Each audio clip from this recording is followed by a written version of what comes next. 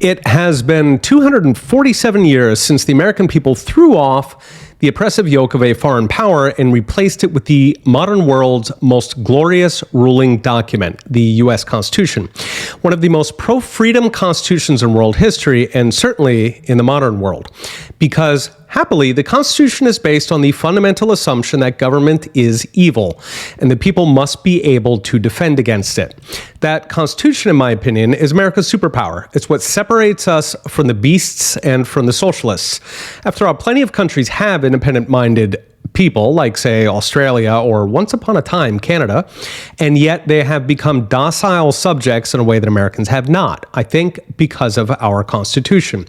The First, Second, Fourth, and Fifth Amendments have been a lighthouse, bringing us back every time we stray, back towards a free people with the inalienable right to self-defense, both physically and politically, against what the framers saw as an inevitably predatory federal government.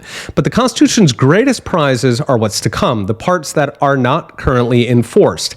The so-called Constitution in exile that was set aside when FDR threatened to pack the court in the 1930s. An age when such despotism was, of course, popular.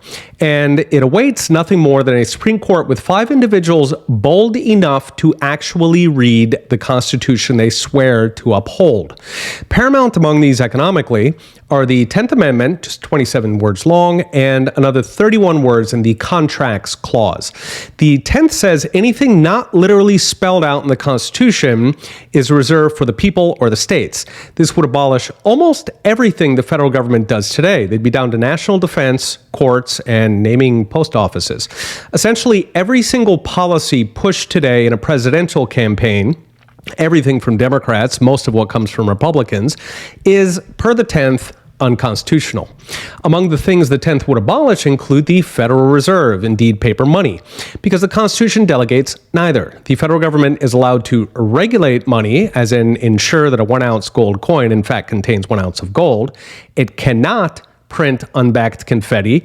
Only states can issue money, and even then only, quote, gold and silver coin.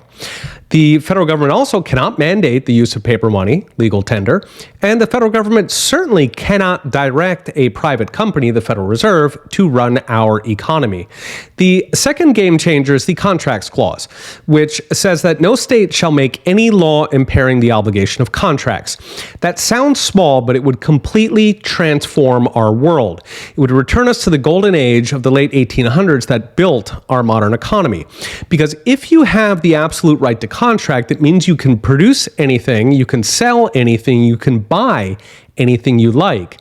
That repeals the entire administrative state that is progressively crushing the American economy and threatening political rights that ultimately rest on property rights. If you can't eat, you won't speak.